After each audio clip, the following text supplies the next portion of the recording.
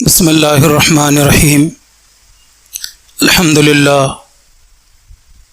للہ کفا وسلام علی عبادہ الذین اصطفى اما بعد فاعوذ باللہ من الشیطان الرجیم بسم اللہ الرحمن الرحیم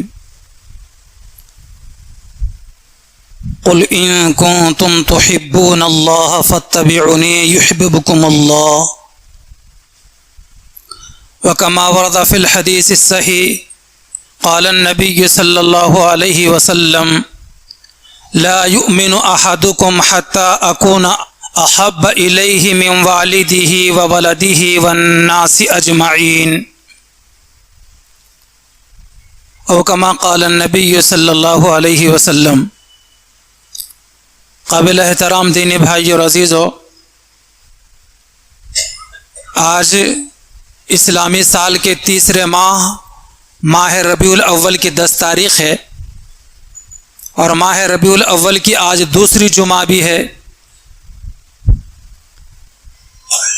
کہ ربیع اور ربیع الاول، دیکھیں ربیع کے معنی آتے ہیں بہار کے، موسم بہار کے معنی آتے ہیں ربیع کے، اور ربیع الاول پہلی بہار، یعنی آج سے 1499 سال پہلے مکہ مکرمہ کے اندر ایک بہار آئی تھی، اور اس بہار کے اندر ایک پھول کھلا تھا جس پھول کا نام محمد ہے صلی اللہ علیہ وسلم.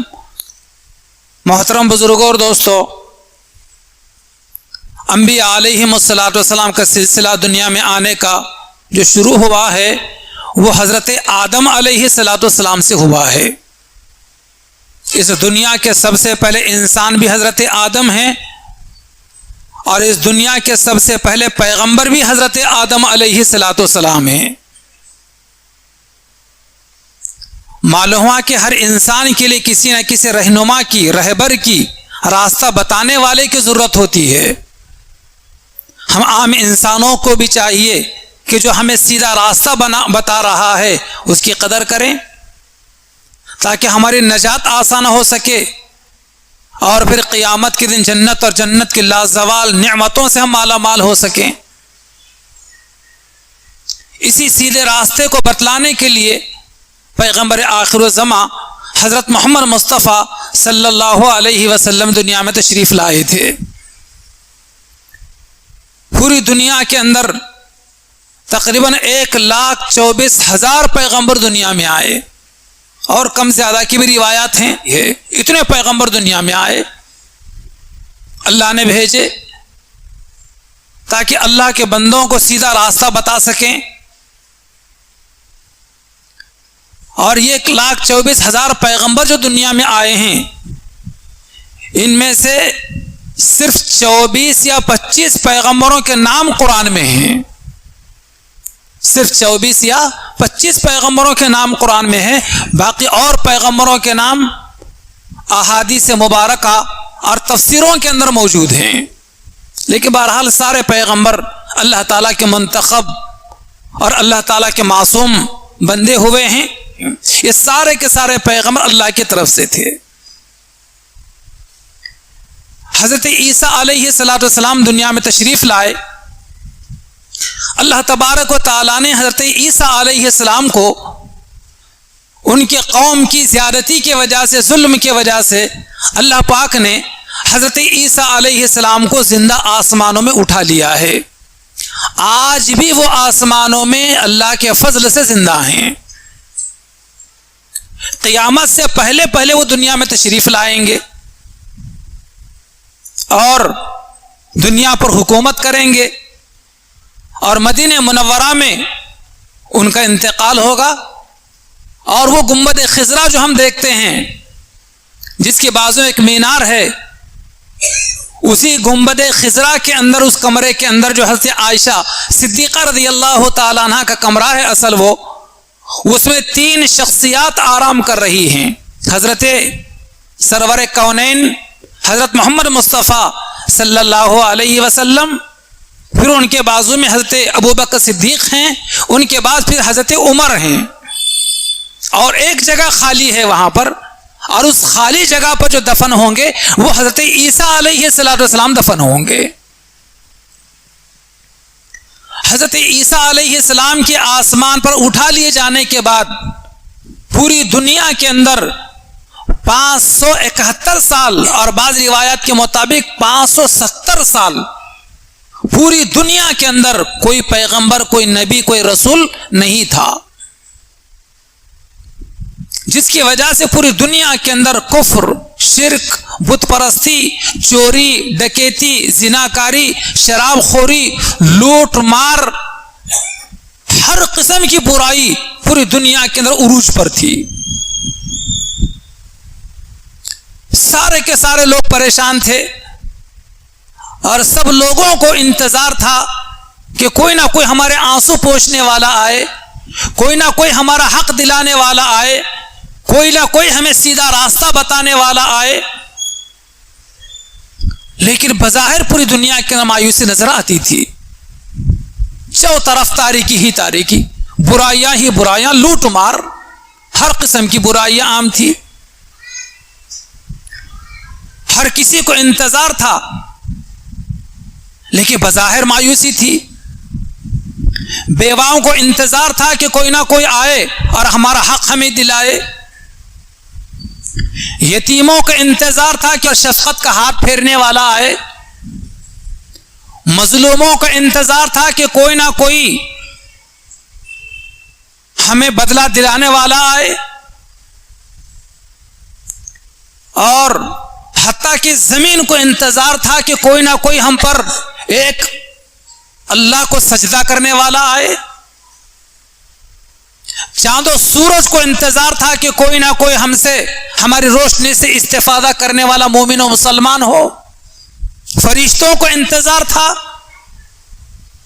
کہ کوئی نہ کوئی ایسا آئے جو لوگوں کو سیدھا راستہ بتلائے کہ لوگ سیدھے راستے کو، صراط مستقیم کو اپنائیں، تاکہ ہم ان کی نیکیاں اور ان کے خیر کے کام ہم لکھ سکیں۔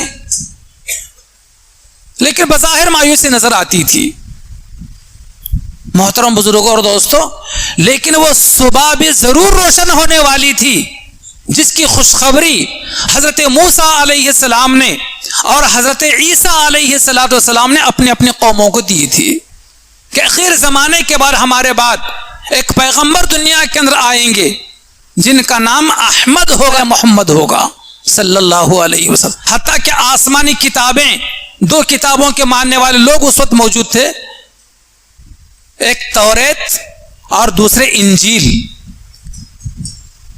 توریت کو ماننے والے موسیٰ علیہ السلام کے لوگ، موسیٰ علیہ السلام کی قوم کے لوگ، اور انجیل کو ماننے والے حضرت عیسیٰ علیہ السلام کے لوگ۔ لیکن ان لوگوں نے بھی، موسیٰ علیہ السلام کی قوم نے بھی اور حضرت عیسیٰ علیہ السلام کی قوم نے بھی ان آسمانی کتابوں میں تحریف کر ڈالی تھی۔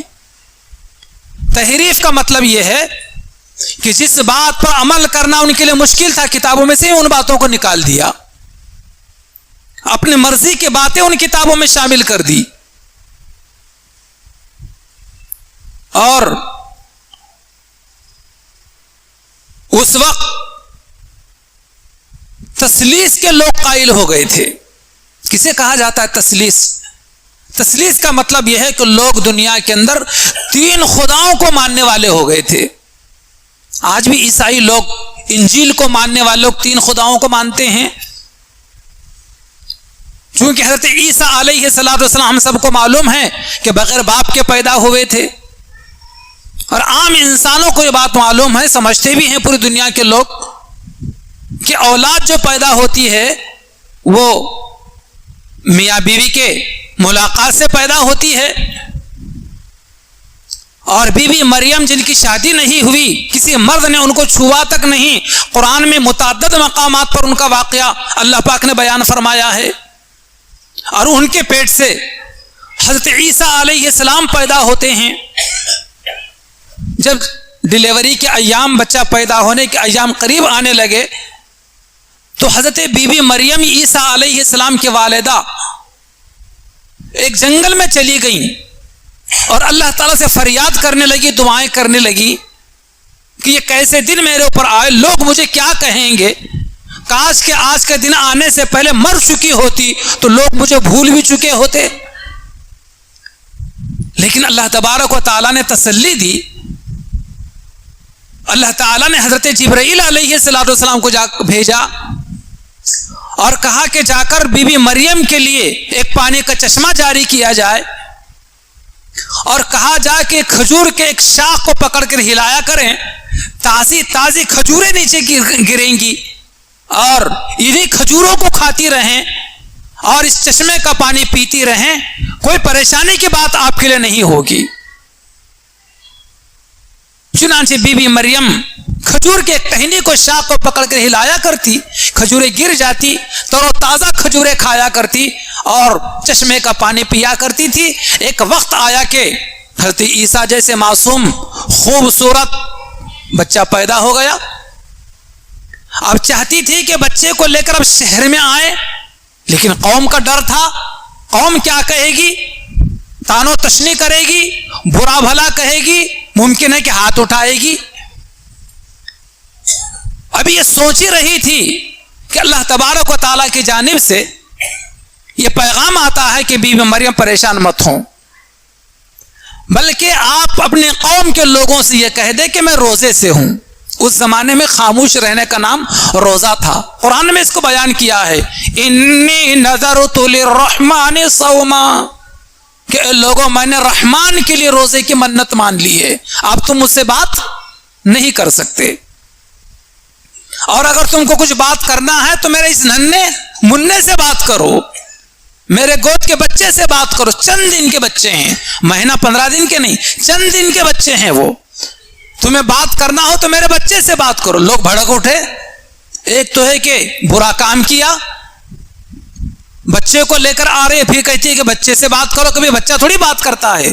ابھی قوم یہ کہی رہی تھی, اللہ تبارک و تعالی معصوم چند دن کے بچے کو بولنے کی قوت اور قوت گویائی عطا فرمائی. ماں کے گود میں, بی بی مریم کے گود میں اس ننھے بچے نے یہ الفاظ کہنا شروع کر دیے جس کو قرآن نے بھی بیان کیا ہے, انی عبد اللہ, میں اللہ کا بندہ ہوں, وآتانی الکتاب, اللہ تبارک و تعالی مجھے کتاب انجیل عطا کی ہے, وجعلنی نبیا, اور مجھے اللہ نے نبی بنایا ہے.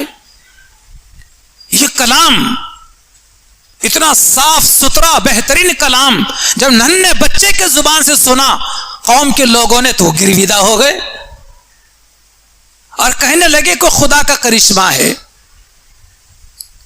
اور یہ خدا کی بیوی ہے اور خدا کا بیٹا ہے. ایک تو خدا اللہ رب العالمین, دوسرے خدا خدا کی بیوی, اور تیسرے خدا خدا کے بیٹے حضرت عیسیٰ. اس زمانے کو زمانے جاہلیت کہا جاتا ہے. اس زمانے میں 3 خداؤں کے قائل ہو گئے تو لوگ, جس کو تثلیث کہا جاتا ہے. بہرحال لوگ بظاہر انتظار میں تھے اور بظاہر مایوسی نظر آتی تھی, لیکن وہ صبح بھی ضرور روشن ہونے والی تھی جس کی خوشخبری حضرت عیسیٰ علیہ السلام نے اور موسیٰ علیہ السلام نے اپنی قوموں کو دی تھی. جب اللہ تبارک و تعالیٰ کو اپنے بندوں پر رحم آیا تو اللہ تبارک و تعالیٰ نے اس دنیا کے اندر پیغمبر آخر الزمان حضرت محمد مصطفیٰ صلی اللہ علیہ وسلم کو بھیجنے کا فیصلہ فرمایا. جب بھیجنے کا فیصلہ فرمایا دنیا کے اندر تو ایسے خاندان کو منتخب فرمایا جو سب سے زیادہ عزت دار خاندان تھا, اور ایسے ماں اور باپ کا انتخاب فرمایا جو انتہائی پاک و صاف تھے. وہ کبھی ان کے نسل میں زنا کا داغ و دھبا تک اس خاندان کے اوپر نہیں لگا. ایسے خاندان میں پیغمبر پیدا ہوتے ہیں. اور ایسے شہر کا انتخاب کیا گیا جو کہ شہر مقدس ہے, شہر بابرکت ہے, اور پوری دنیا کی ناف ہے. وہ خواجہ عبد المطلب جو ہمارے نبی کے دادا ہیں, ان کے 12 بیٹے تھے اور 6 بیٹیاں تھیں. گویا کہ حضور پاک صلی اللہ علیہ وسلم کو جو چچا تایا تھے وہ 12 تھے اور حضور کی پھوپھیاں 6 پھوپھیاں تھی حضور صلی اللہ علیہ وسلم کو. سب سے چھوٹے غالباً بیٹے خواجہ عبد المطلب کے عبداللہ تھے اور بہت پیشانی سے نور ٹپکتا تھا ان کے.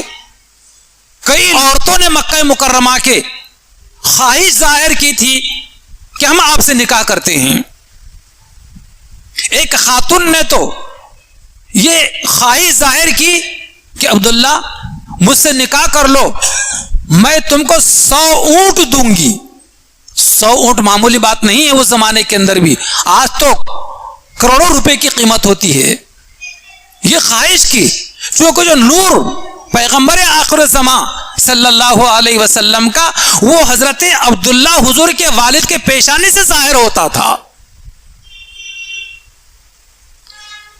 کئی عورتوں نے خواہش کی لیکن حضرت عبداللہ صاف انکار کیا کرتے تھے, اور کوئی عورت کوئی دوشیزہ سامنے آتی تو رخ پھیر کر واپس آ جایا کرتے تھے, لیکن کبھی آگے بڑھ کر کبھی کسی پر نظر نہیں ڈالتے تھے.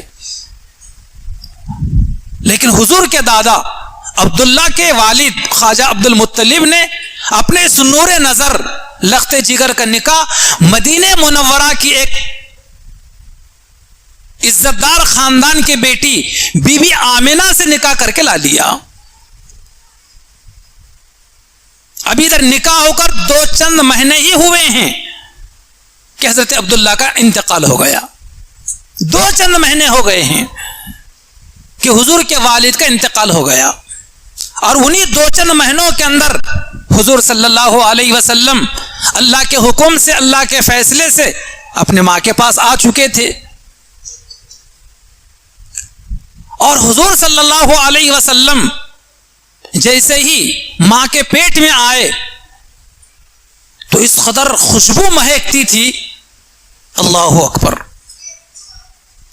حالانکہ ایک بیوہ عورت تھی, وہ مکہ مکرمہ کی عورتیں ان کے پاس خواجہ عبد المطلب کے گھر میں آیا جایا کرتی تھی, تو خواجہ عبد المطلب کے بیوہ بہو سے بھی یعنی حضور کے اما جان سے بھی ملاقات ہوا کرتی تھی. تو مکہ مکرمہ کی عورتیں بڑی خوشبو سے متاثر ہوتی تھی, اور یہاں تک کہ مکہ مکرمہ میں بی بی آمنہ کے خوشبو کے چرچے ہونے لگے. وہ چرچے یہاں تک کہ حضور کے دادا خواجہ عبد المطلب تک پہنچ گئے. تو ایک مرتبہ بلکہ عورتوں نے یہ کہنا شروع کیا تھا کہ نہ جانے عبد المطلب کی بیوہ بہو اتنی اعلیٰ اور عمدہ قسم کی خوشبو عطر کہاں سے لاتی ہے کہ جس کی وجہ سے پورا جسم اس کا مہکنے لگ جاتا ہے. یہ خبر حضور کے دادا خواجہ عبد المطلب کو پہنچی تو عبد المطلب نے ایک مرتبہ اپنے بیوہ بہو کو بلا کر یہ کہا کہ بیٹی سنا ہے کہ آپ بہت عمدہ قسم کی خوشبو استعمال کرتی ہو, کہاں سے لاتی ہو, کون لا کر آپ کو دیتا ہے؟ تو فوراً بیوہ بہو بی بی آمنہ کے آنکھوں میں آنسو آ گئے اور کہنے لگی بی بی آمنہ کہ ابا جان آپ خوشبو کی بات کہتے ہیں مجھ سے, مجھے کون لا کر دے گا خوشبو, میں ایک بیوہ ہوں اور میں کہاں سے جا کر لاؤں گی خوشبو, آپ صرف خوشبو کی بات کرتے ہیں. میری حالت یہ ہے کہ میں چلتی ہوں تو بادل سایہ کرتے ہیں, اور میں گزرتی ہوں تو درختوں کی ٹہنیاں مجھے سلام کرتی ہیں, پہاڑ مجھ سے ہم کلام ہوتے ہیں, اور میں تھوکتی بھی ہوں تو میرے تھوک میں خوشبو آنے لگتی ہے. بہرحال خسر خواجہ عبد المطلب کچھ نہیں کہہ سکے, خاموشی سے اٹھ کر چلے گئے. جانتے ہیں خوشبو کہے کی تھی؟ یہ خوشبو تھی میرے اور آپ کے آقا جناب محمد الرسول اللہ صلی اللہ علیہ وسلم کے جسم مبارک کی خوشبو تھی. یہ کہ حضور کا جسم مبارک بہت خوشبودار تھا, جو کوئی حضور صلی اللہ علیہ وسلم سے مصافحہ کرتا، ہاتھ ملاتا، تو کئی دنوں تک مصافحہ کرنے والے کے ہاتھ میں خوشبو آ جایا کرتی تھی. بار بار اپنے ہاتھ کو اٹھا کر ناک کو لگاتا، سونگھتا، اور ایسی خوشبو کہ جس کا کوئی بدل دنیا میں نہیں ہوا کرتا تھا. اتنی خوشبو. جس راستے سے گزرتے صحابہ پہچان لیتے تھے کہ ادھر سے آقا دو جہاں صلی اللہ علیہ وسلم گزرے ہیں. کیسے پہچانتے تھے؟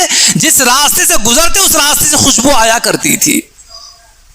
جس بستر پر آپ علیہ الصلوۃ والسلام سویا کرتے تھے اس بستر میں تو خوشبو آیا کرتی تھی. یہ حضور پاک علیہ الصلوۃ والسلام کے جسم مبارک کی خوشبو پیدا ہونے سے پہلے بی بی آمنہ محسوس کیا کرتی تھی. بہرحال آج سے 1499 سال پہلے یعنی 29 اگست 570 عیسوی کو مکہ مکرمہ کے اندر بی بی آمنہ کے پیٹ سے 12 ربیع الاول کو پیر کے دن صبح صادق یعنی فجر کی نماز سے پہلے آپ علیہ الصلوۃ والسلام پیدا ہوئے ہیں. جو خلاصہ کائنات ہیں اور جس کمرے میں آپ علیہ السلام کی پیدائش اور ولادت ہوئی ہے، پیدا ہوتے ہی سارا کمرہ خوشبو سے معطر ہو گیا اور سارا کمرہ روشن ہو گیا. محترم بزرگوں اور دوستو، نبی کریم صلی اللہ علیہ وسلم زمرہ انبیاء میں سب سے آخری پیغمبر ہیں. حضور صلی اللہ علیہ وسلم فرماتے کہ میری حیثیت تمام پیغمبروں کے اندر ایسی ہے جیسے کہ ایک شاندار ایک محل بنا ہوا ہو. لوگ آتے اس محل کو دیکھنے کے لیے، لیکن اس محل کے اندر ایک نمایاں جگہ پر ایک اینٹ کی جگہ خالی چھوڑ دی گئی ہے.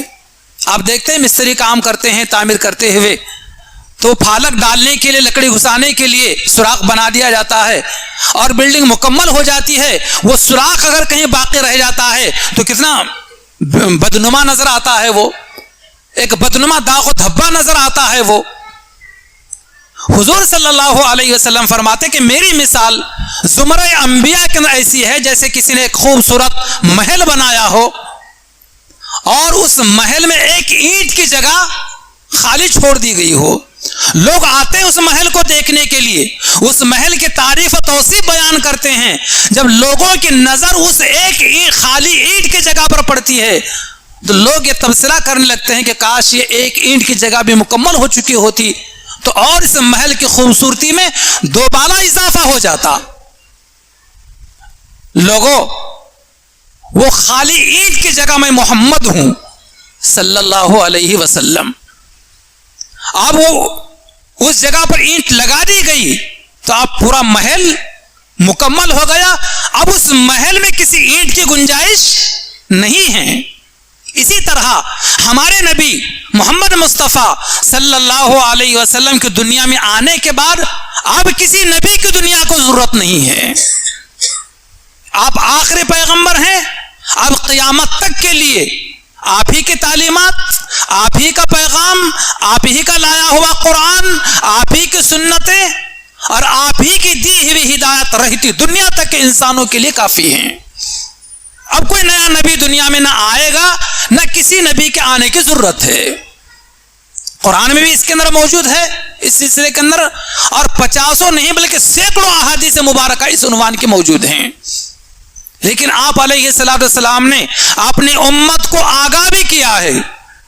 کس بات سے آگاہ کیا کہ لوگوں، میرے بعد 30 لوگ دنیا میں جھوٹے آئیں گے اور دعویٰ کریں گے کہ میں نبی ہوں. 30 کذابون یزعمون انہ نبی. لوگوں 30 لوگ دنیا میں آئیں گے، ان میں سے ہر ایک اس بات کا دعویٰ کرے گا کہ میں نبی ہوں. لا نبی بعدی، لیکن میرے بعد کوئی نبی نہیں ہے. لو کان بعدی نبی لکان عمر. اگر میرے بعد نبوت کا سلسلہ جاری ہوتا ولو